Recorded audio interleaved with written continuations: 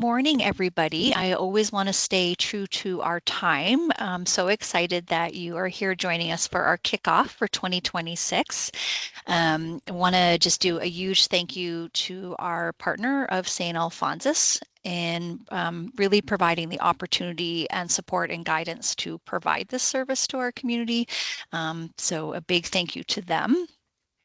One thing that I think is really important for you all to know is that you are able to access today's and previous presentations. So there's a couple different ways to do that. I did put the website up here for you, and you can log on to that website, to that URL. What's great about that is that's going to take you to our brain health landing page. So for there, for example, we have our countdown for our 2026 Brain Health Symposium. There are a lot of other resources that are going to be posted on that page, so know that that is always an opportunity for you to go to.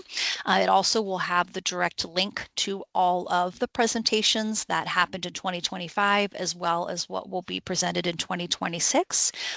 If it's easier for you, we also have our code down here at the bottom. You can easily just take a picture of that with your camera, and that will pull that up for you and take you to those presentations as well. Of course, you can always reach out to me if I can support and guide you in that. But I think it's so nice. For some reason, if there's a month you can't join us, that doesn't mean that you don't miss the opportunity to see and experience and learn from a presentation. But I also think it's wonderful to have the opportunity to go back to a presentation and review it again. So wanted you to know you have that opportunity. And then we've got another really great series that will be following up on this one.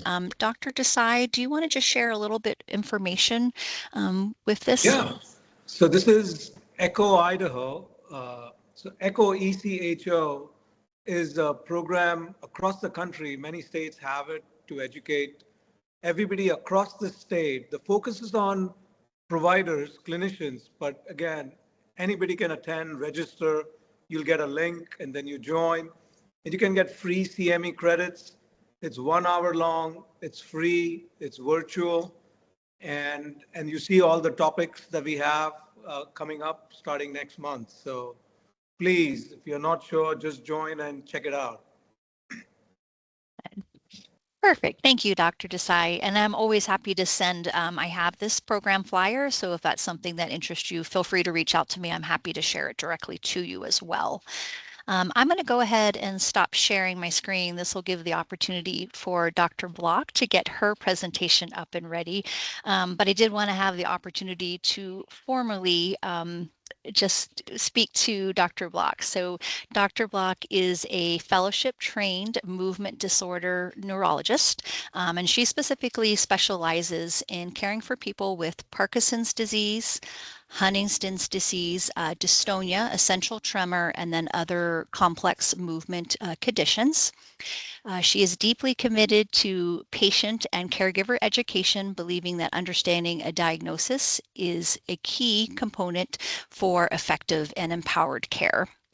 Dr. Block completed her medical training at Midwestern University, residency at the University of Texas Health Science Center at Houston, and a fellowship in movement disorders at Oregon Health and Science University and the Portland VA. She is board certified in neurology and performs specialized procedures, including botulism toxin injections and deep brain stimulation programming. So I'm really excited to have Dr. Block join us today, and I will go ahead and give her the opportunity. It looks like that shared wonderfully with us, and then Dr. Block, I'll turn it over to you as soon as you're ready. Thank you all so much for having me today.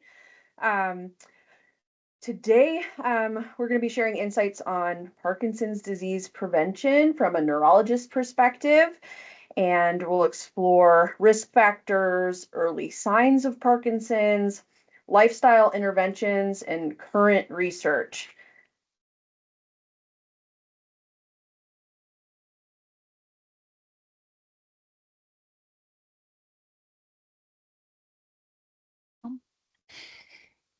Dr. Block, it looks like you somehow got muted. Shoot. Okay, can you hear me again? There you go. Yeah, Okay. there you go. Perfect. So just a quick intro. We'll do an overview of what Parkinson's disease is, um, and what does it affect, the global prevalence and impact, and the importance of prevention in the absence of a cure. So we know Parkinson's disease is a progressive neurodegenerative disorder, and it is primarily a movement disorder, though it can have a lot of downstream symptoms. It impacts millions globally, and there is unfortunately no known cure. And so the importance of prevention and early recognition, and that way we can intervene early, is critical. So today, wanted to take a few minutes with you all to discuss where we've come from, where we are now, and where we hope to go, and how we could potentially set ourselves up with lifestyle modifications and different things like that in order to put ourselves in the most neuroprotective spot as we can. So I won't bore you too much with the history of Parkinson's, but just a brief overview. Parkinson's has a history that stretches back over 200 years. In 1817, James Parkinson, who the disease is named after, wrote his first essay on the shaking palsy, where he described a few cases of patients that he thought probably fit the mold for Parkinson's. By the mid 1800s, so within that next 100 years, that definition of Parkinson's was expanded by John Martin Charcot, who distinguished Parkinson's as its own separate neurologic disease, distinguishing it from other tremors. We had some kind of progression at that point, but the 20th century is really what brought main breakthroughs and major breakthroughs. Dopamine was first synthesized in 1910, and then along the way, it was noted to be a key neurotransmitter that was depleted in Parkinson's disease. And so that paved the way for levodopa therapy, which is the first proven symptomatic treatment that started to become clinically relevant in the 1960s.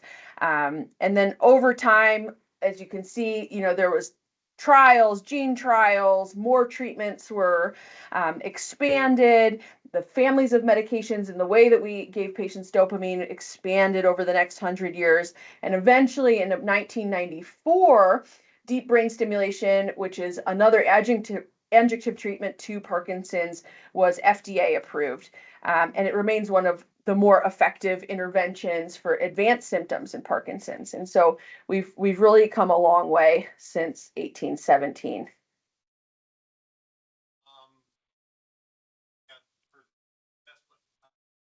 So just a brief epidemiologic review. Parkinson's disease affects about 100 to 200 per 100,000 people. It is very common. It is the second most common neurologic disease, only second to Alzheimer's. The typical onset is going to be over 60 years old. So most commonly, patients are over 60 years of age when they develop Parkinson's. Young onset Parkinson's, which is more rare, is defined as starting at less than 50 years old. It is, which we'll get into a little more of the science of this, but it's caused by a progressive loss of the dopamine producing cells in certain deep structures of the brain. And the reason that we lose those cells is because of an abnormal clumping of a certain type of protein, which is called alpha-synuclein. And that clumps together and forms things called Lewy bodies, and it's very damaging to those areas of the brain.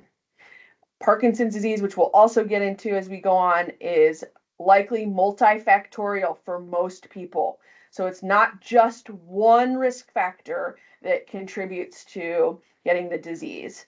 It's probably a combination of environmental, exposure, genetic, age. And I will say that less than about 10% or about 10% of individuals with Parkinson's have a known genetic cause. So it's not strictly hereditary. It's characterized by motor and non-motor symptoms, And the clinical criteria, that classic Parkinson's type feature, is going to be slowness in movements, stiffness or rigidity, a tremor, which can be at rest, and posture or walking changes. There can be numerous non-motor symptoms, and we will get into that as well, but it can affect your GI system, mood, memory, and sleep. So I'm going to bore you again just for a little bit, one slide here about what alpha-synuclein is, and how kind of the science behind why we get Parkinson's. And I think that this is important because it will give us the foundation for potentially some of the neuroprotective aspects of prevention, as well as where we hope to go with future research in terms of early identification and biomarkers, as well as potentially prevention and treatment. So the brain is made up of hopefully healthy neurons, and in a healthy brain, there's a small protein called alpha-synuclein that does play a vital role in kind of normal health and brain functioning. It's a protein that helps regulate the release of different chemicals, and in its native state, this protein is a loosely folded type of structure. What happens when under certain conditions like oxidative stress, genetic mutations, disrupted cell homeostasis, this native protein that's present in all of our brains, this alpha-synuclein, begins to misfold. So these proteins misfold, then they start to stick together, they form clusters, and then these clusters form toxic intermediates. They insert into cell membranes and they start disturbing the cells around them. And over time, these cells start to recruit more of themselves, and they recruit more of this alpha-synuclein, and they assemble into more complex structures, which then continue to accumulate and compact. And that's when we get into higher organized structures called Lewy bodies. And that causes major damage inside the brain. And it doesn't just stop in one cell. The misfolded alpha-synuclein Lewy bodies, they can exit the neuron, and then they can cause passive leakage into cells around them. So it triggers this cascade of cellular changes in the brain, and it propagates. And that aligns with what we see here at the bottom left, which is the Braak stages of developing Parkinson's. And so it starts in certain particular areas of the brain and then spreads further along within other areas of the brain. And that is when we start to see symptoms. However, there is usually a prodrome or a pre-type symptom where syndrome, where you're not symptomatic, but you are having changes at a cellular level. And that's why it is so important, in order to understand the science behind that, that can hopefully help with some neuroprotective strategies, lifestyle modifications, and then knowing some of the symptoms for early recognition in this disease. So how do we understand risk? There are a ton of non-modifiable risk factors that we can't do anything about. Age, which is one of the biggest risk factors for Parkinson's. Genetics, we can't control that. Gender, we know males are slightly higher proclivity to develop Parkinson's. And then we have modifiable risk factors, potentially. So some environmental exposures, yeah, is it modifiable? Maybe, or maybe we, passively did have an exposure that we're not. And so I kind of actually should put that more in the middle and not necessarily modifiable. But head trauma, lifestyle factors, and different habits that could potentially reduce your Parkinson's risk. So we know that Parkinson's has one of the strongest environmental links among all the neurodegenerative diseases. Specifically, exposure to pesticides, rotenone and paraquat, are consistently associated with increased Parkinson's disease risk. And so why this is important is that if you have had exposure, whether it's in the military or through occupational exposure, being very aware of symptoms and early recognition is at increased importance. Heavy metals like manganese and lead, which we can find in old paint and houses built before a certain time frame, certain solvents, which can be used in chemical factories, construction, etc., can also be implicated. So identifying these high-risk populations potentially can play a role in PD development or Parkinson's development and recognition.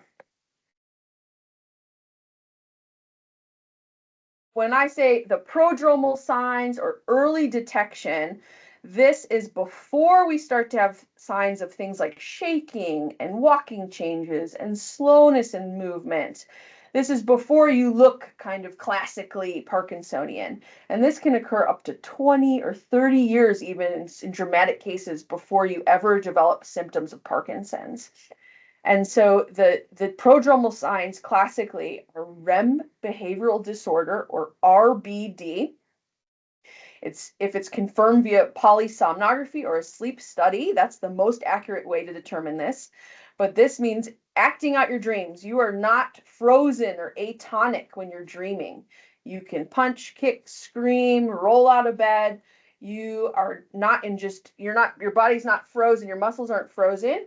Your eyes should be the only thing in REM that are rapidly moving back and forth. But in patients with RBD, or REM behavioral disorder, that is not kind of the case. And so that is a very, very high risk factor for developing Parkinson's later and phenotypically converting later. So knowing if you have this symptom can be very good for early detection and knowing if you're at risk. 90% or more of patients with RBD end up converting to Parkinson's later in life.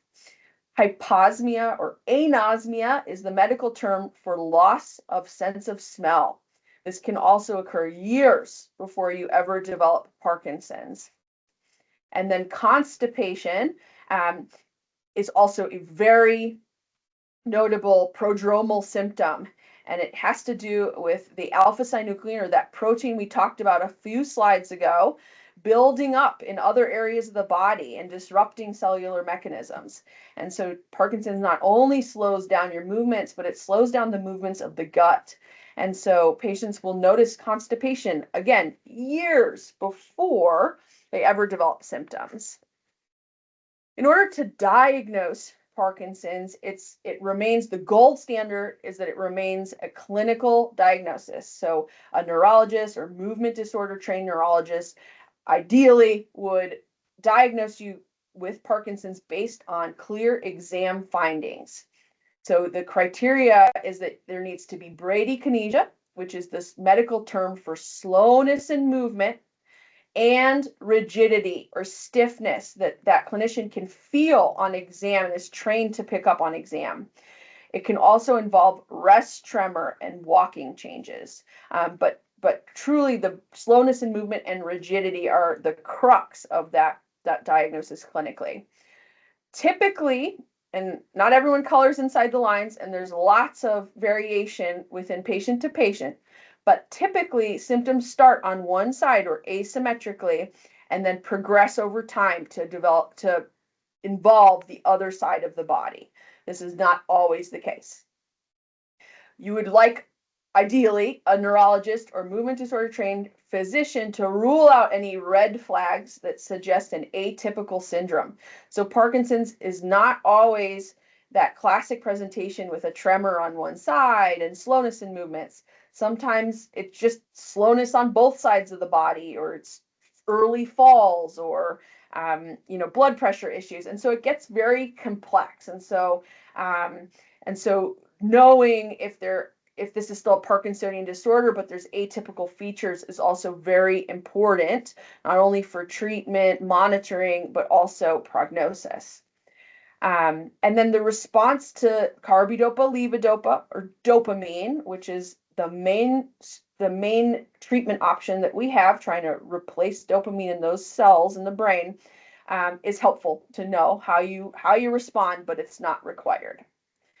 This picture I have here at the bottom of the slide is what we see in what's called a DAT scan, and I'll go into it a little bit more of biomarkers and diagnostics in the next few slides. But DAT scans can be helpful in diagnosing cases where it's unclear if it's a benign type of tremor or functional tremor versus Parkinson's or a Parkinsonian disorder.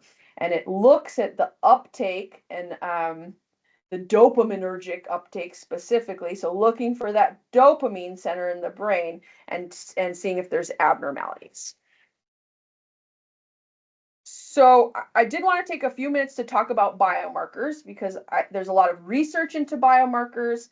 I think there's a lot of hope surrounding biomarkers. And I think that in order to talk about why is it important, well, prevention, early treatment, recognition. And so I think it's an important piece of data that we should talk about for a minute. So a biomarker is a piece of data that can help identify an individual with disease. So technically, the data should change as the disease course changes, or could be potentially a marker of treatment, or if early on, it could be a marker that something is going to occur, or potentially you're at higher risk for it occurring. So it's so important in Parkinson's disease because we don't have, a cure yet at this point, but we could recognize the disease early before symptoms start. You potentially could be eligible for more effective clinical trials or earlier treatment and prevention.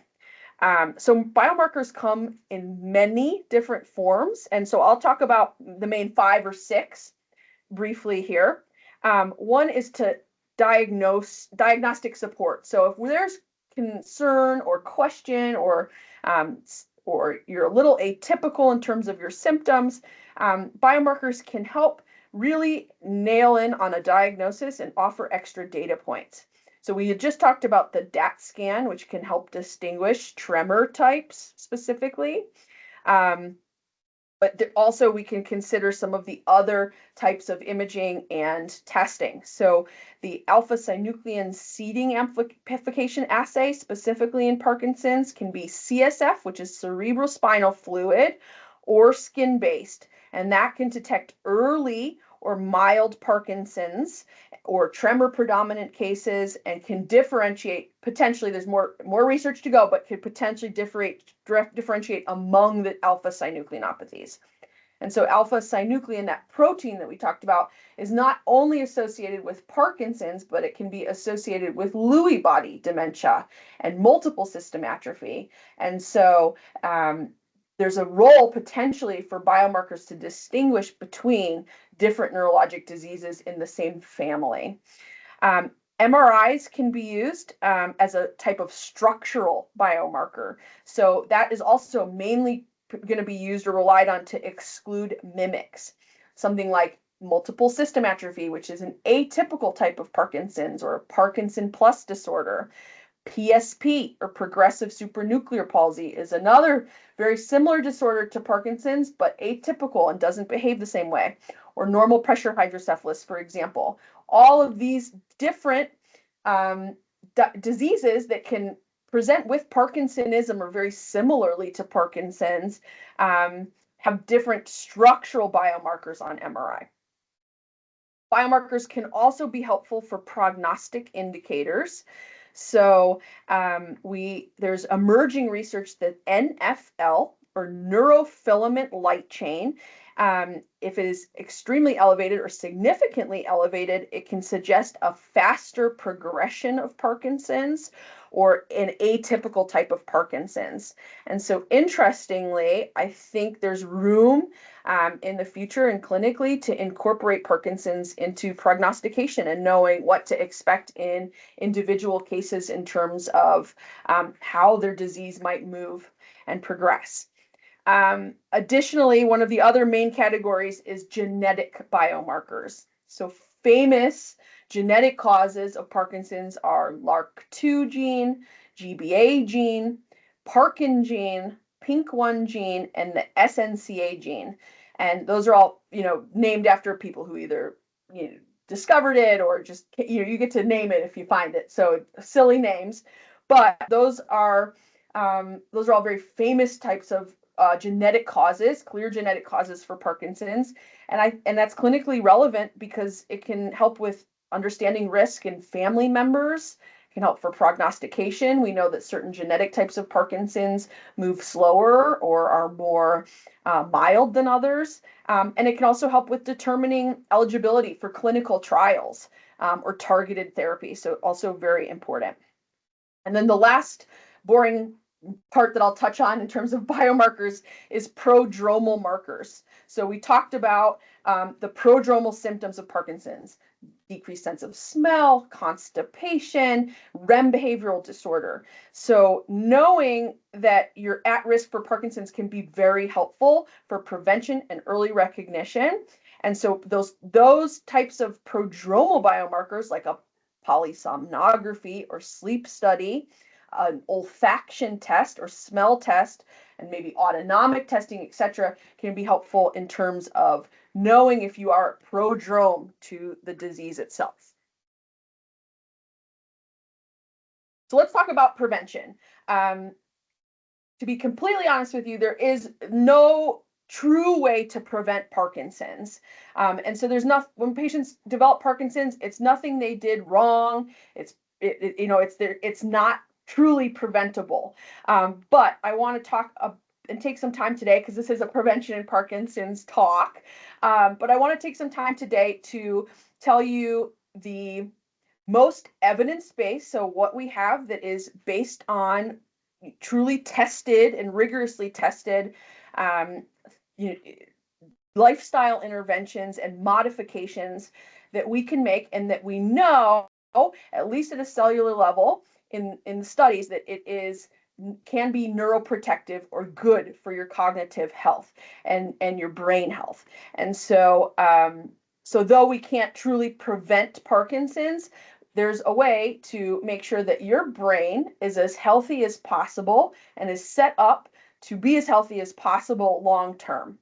And the major lifestyle interventions, the major preventative things that we can do, really across the board for all neurologic conditions, is exercise. And we're going to get into, at the cellular level, why exercise is so important: diet, sleep, and stress reduction. So I made sure that anything on these slides is going to be backed in research that was done rigorously and had clear outcomes, because there's a lot of unregulated theories out there, and there's a lot of media, and there's a wealth of things online where people and companies and you can state that it can prevent or treat or help with different things. And so I wanted to make sure what I was presenting was actually backed in good data that I felt comfortable with. So the first and probably most important, in my opinion, is exercise. And then I put BDNF next to exercise. And I want to say that BDNF is a term for brain-derived neurotrophic factor. And that is a chemical in the brain that supports neuron survival and growth, and it's linked to better cognitive function. So we know that regular exercise increases BDNF, and we've tested that in animal models, etc. And so we know that when you have regular physical activity, that good protective chemical in the brain increases. So in theory, exercise can protect potentially against neurodegenerative diseases. We have found in big demographic studies with Parkinson's specifically that exercise and regular routine physical activity is associated with better outcomes and less disability in the disease over time. So that does support it. Diets that are rich in vegetables, fruits, and whole grains. So the Mediterranean diet or MIND diet, which you can find tons of information online about. There's really great information online about that. So healthy fats, omega-3s, and polyphenols like berries, olive oil are associated with reduced cognitive decline and lower Alzheimer's risk, specifically in long-term studies. We've, again, big demographic studies over time have shown that patients that adhere to these types of diets overall tend to have, better cognitive profiles. These diets appear to reduce neuroinflammation and oxidative stress and can improve biomarkers. So when we're doing the testing and we looked at the science behind it, it tends to improve those biomarkers that are linked to brain aging. The other thing that I'll say with caution, because there's other health comorbidities that we need to take into account, but patients that are potentially eligible to do this, some mild, so in quotes, mild dietary restriction, like intermittent fasting and some other mild stressors in terms of dietary stressors or calorie restriction can trigger cellular protective pathways and can include those neuroprotective chemicals like BDNF or some of the heat shock proteins. Before you underwent any sort of intermittent fasting or mild calorie restriction, you would definitely want to talk to a physician or provider prior to doing that. Just to touch on omega-3s and fatty acids, EPA and DHA are found in fatty fish, some algae, different dietary things, and they are also found in the structural components of brain cells, and they support brain cell functioning and they can reduce inflammation. So adding and incorporating these things into your diet can be very good. Polyphenols and antioxidants can be found in things like berries, tea, dark chocolate, fruit, and vegetables. And they also have antioxidant and anti-inflammatory effects in the brain. And studies have shown that they're linked to improved neuronal signaling and survival at the cellular level.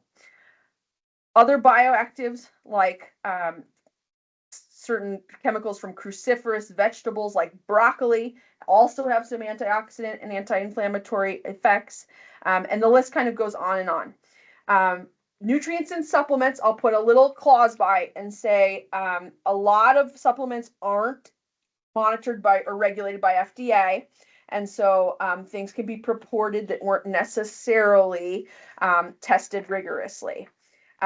In terms of, so there's limited evidence in terms of nutrients and supplements. In the ones that have been tested more than others would be B vitamins that are important for brain health, and potentially coenzyme Q10 can signal some of the protective pathways. If you're starting a nutrient or supplement, you would want to talk to a physician or a provider, and then just caution about spending oodles of money on some of these things that may or may not have evidence. You'd want to definitely look into if there's true evidence for expensive supplements or vitamins that you could potentially be taking. Just a little bit more in the exercise, because I can't stress this enough.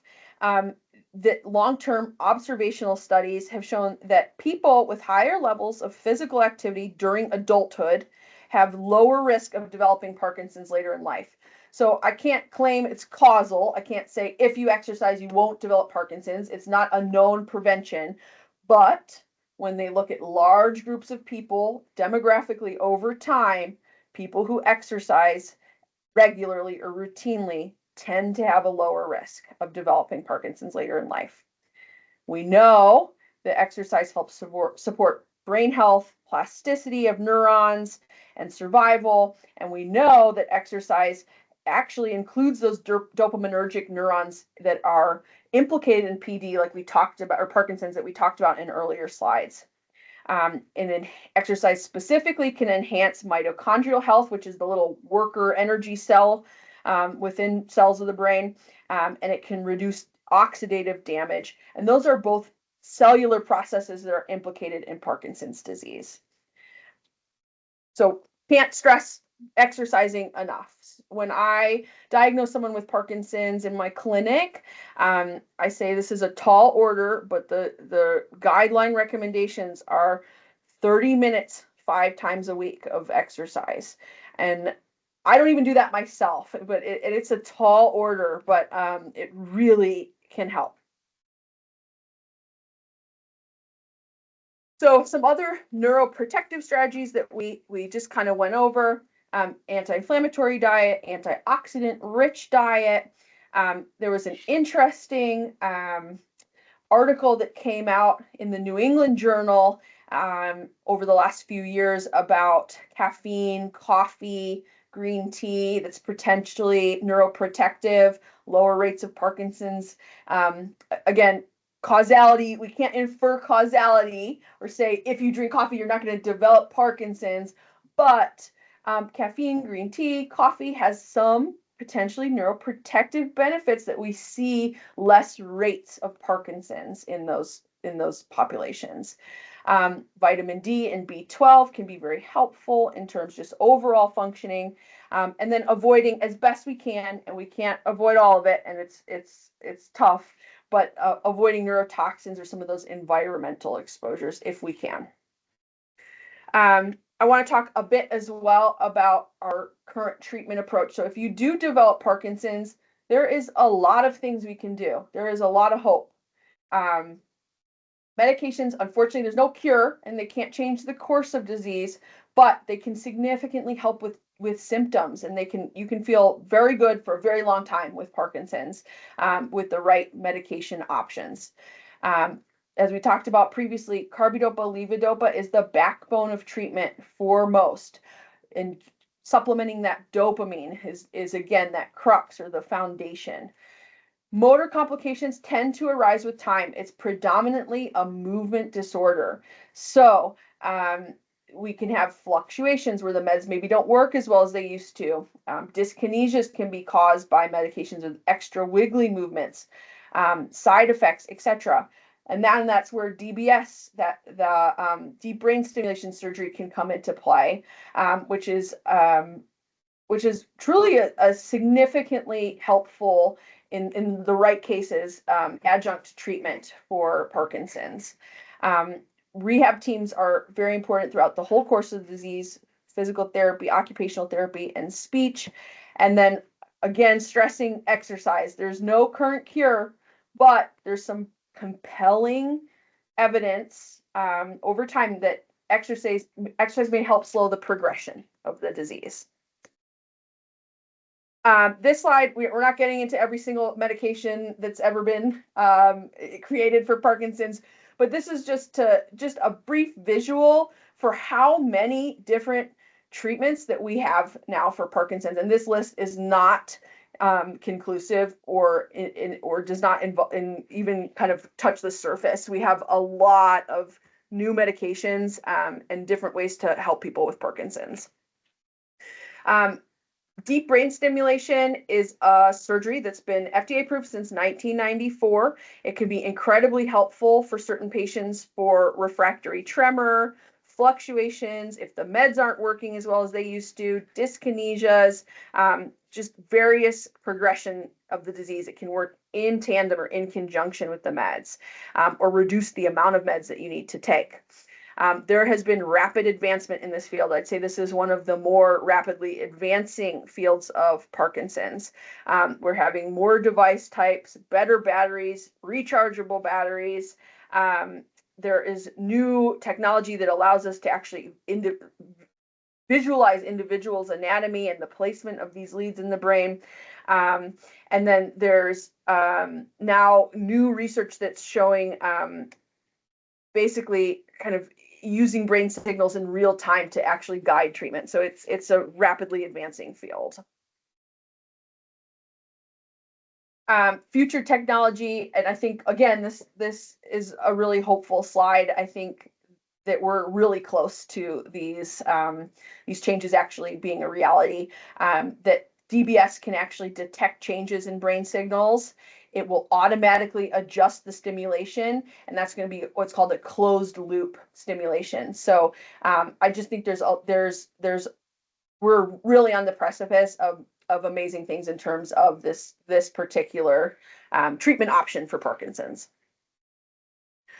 One of the things that I wanted to touch on, just because it's so commonly now in the media and it's being very highly advertised, is called focused ultrasound. And it's being advertised as a non-invasive treatment option for Parkinson's or essential tremor. Non-invasive, yes, it's a little bit of a misnomer though, because they're using focused ultrasound waves to essentially lesion or burn basically a targeted hole or a targeted area, damage a targeted area in the brain. And so true, you don't have to have sutures, but it is causing an area, it's purposely causing an area of damage in the brain. In 2016, it was approved for essential tremor. In 2018, it was approved for tremor predominant Parkinson's disease. And in 2021, it was approved for other types of Parkinson's disease. So the good news about it is that it's incisionless, you're awake, and it's staged. So you typically treat one side of the brain, which is one side of the body, and then maybe a year later or so, you'll treat the other. Data is still emerging from it. It is not as robust of evidence in my opinion, as deep brain stimulation. Deep brain stimulation has been around for a longer time and is more is just to have more data behind it. But this is an amazing treatment option for patients who maybe have poor wound healing or are smokers or have some cardiac contraindication to potentially going under anesthesia or something like that. So again, really wonderful new treatment approaches that are coming out for Parkinson's. Future directions. So lots of different future directions. I think we are years and years and years away from a cure. I don't think we're very close there, but there's a lot of hopeful and exciting research in terms of treatment options. So stem cells are currently in the phase 2 and phase 3 of their clinical trials. So there are stem cells in this stage have basically proven safe in a certain number of patients. And now phase 2 and phase 3 means that we're trying to prove if it's actually effective. So stem cells is an exciting new treatment option potentially. Gene therapy, also a lot of work in this field. And then gut microbiome. There's a lot of noise around gut microbiome. And there's a lot of new kind of theories and treatment approaches that are coming into play there. But all of that, we need more research. And we are not at the point where we can say that it is clearly effective or a statistically significant amount of effect if we're using these treatment options. Some recent research highlights, so just kind of want to go through what could be in the media or big news. Purdue University found that a single dose of rotenone, which is a chemical that's involved in a lot of I'm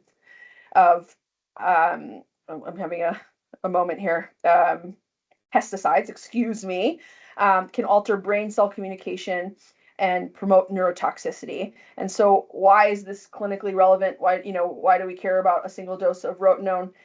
Well, it can identify early cellular mechanisms of neurotoxicity before Parkinson's even emerges. So that could potentially help with prevention, identification, treatment options. And that matters because Parkinson's actually is typically diagnosed after 50 to 70% of dopaminergic neurons are lost.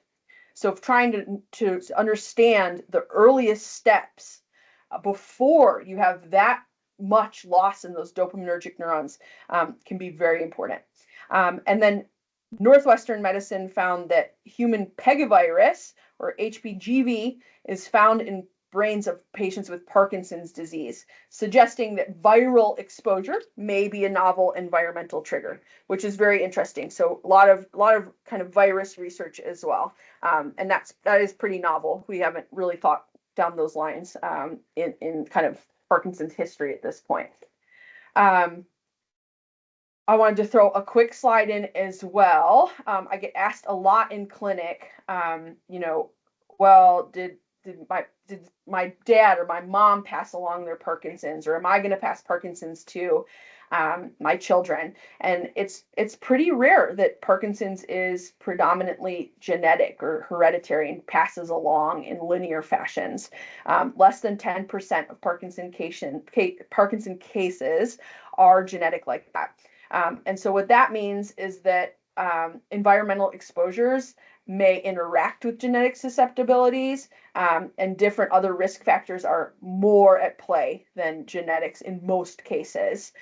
Some twin studies showed that they had similar Parkinson rates in both identical and fraternal twins. So fraternal twins don't have the exact identical genetic makeup, so it could support a level of environmental influence.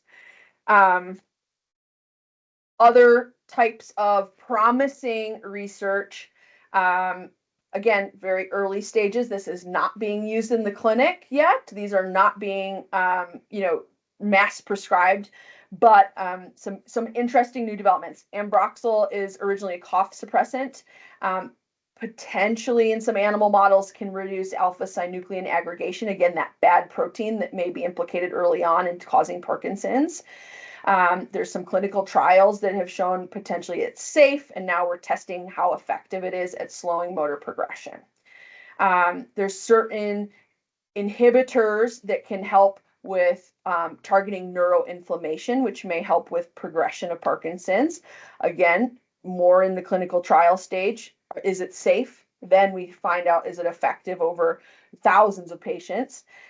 Adaptive brain stimulation, or DBS, and I think we're really close to that. I think my guess would be in the next 5+ years where that will be used clinically, and then an alpha-synuclein vaccine. So it's still very experimental, but the idea behind this would be, could we have immune therapy that trains or has the body recognize this alpha-synuclein product or protein, and could potentially slow it down by activating our immune system to fight against it. So kind of in summary, what I would take from all of this is that there are lifestyle modifications that you can make that are overall important for health, cognitive health, and brain health.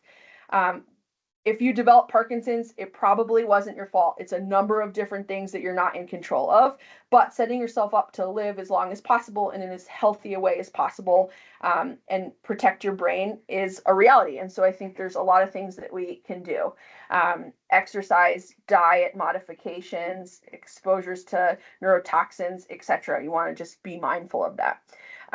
Talking with your doctor, if any of the risk factors that I said in some of the prior slides are salient to you or ring true to you, just alerting your healthcare team that you may be at higher risk for developing Parkinson's. If maybe you had environmental exposures, or maybe you're starting to see some of those symptoms, those prodromal symptoms like REM behavioral disorder or lack of sense of smell or constipation.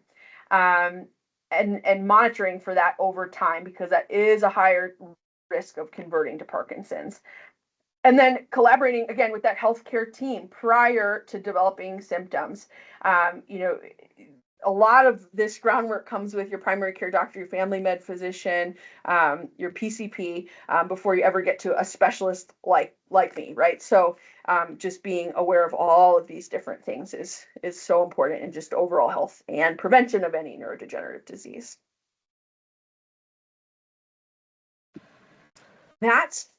I've droned on, but that's pretty much what I have today. I think we have time for questions. Yeah. Thank you, Dr. Block. That was fantastic.